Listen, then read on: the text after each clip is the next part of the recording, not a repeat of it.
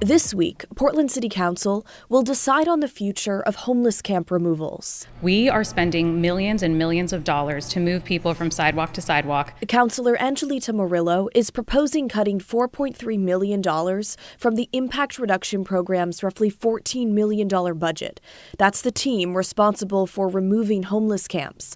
A city spokesperson says, given what the program has already spent, this cut would leave them with just under $5 million until the end of the fiscal year in June. We need to make sure that we're not funneling money into systems that are keeping people perpetually unhoused. Councilor Morillo wants to put that roughly $4 million towards East Portland's safety improvements and helping people afford rent and food. For me, this is good governance. Councilor Mitch Green supports the idea.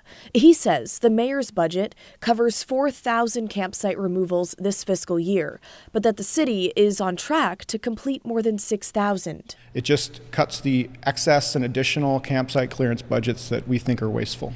I just don't really understand where these councilors are coming from exactly. Todd Zarnitz chairs the Northwest District Association. He believes camp removals help keep his neighborhood safe. I think once you give like a camp any sense of permanence, that's when things get wildly out of control. This is just not well thought out, and it needs to be stopped. Councilor Dan Ryan says if cuts are made to the city's camp removal program, there will be even more tents on the streets. It's very bad for economic development. We're a city that needs to focus on economic development, and this would definitely be backpedaling big time.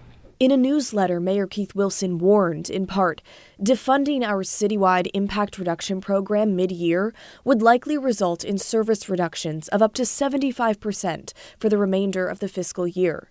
This would be devastating for every neighborhood. Perhaps most painful of all, we would be forced to lay off up to 100 workers, including those in successful workforce development programs that prioritize hiring workers with lived experience of homelessness or prior incarceration. The mayor adds the amendment would also cut money from the parks, police, and fire bureaus. There was a lot of misinformation in the mayor's announcement, and if he had called my office, we could have rectified a lot of that. There will still be garbage pickup. It will not cut any workforce development programs for unhoused people. We were pretty meticulous with how we crafted this to not have any unintended consequences. Some neighbors already pushing back. When the mayor decided on this program to have, big mass shelters, the idea was like now we have a tool to help get people off the street and get them the help that people need. And now we have the city council fighting them, saying like, no, we don't want to take people off the street. They deserve to be there. And it's absolutely outrageous. We're really just trying to help those who are most impacted, and people who are housed and unhoused deserve to live a life of dignity. Okay, in order for this to pass, at least 7 out of the 12 councilors would have to vote in favor. I asked Councilor Morillo today if she has those votes, but she would not say. If it does pass, she says, it could go into effect immediately because it would just be a matter of switching around pots of money, she says. The Northwest District Association is holding an emergency meeting tomorrow night at 7 ahead of this vote during Wednesday morning's council meeting. I'm told that councilors Eric Zimmerman, Olivia Clark, and the mayor's office will be attending that neighborhood meeting. We're also told there will be a rally outside City Hall prior to Wednesday morning's council meeting. More than 70 people have already signed up to testify on this proposal.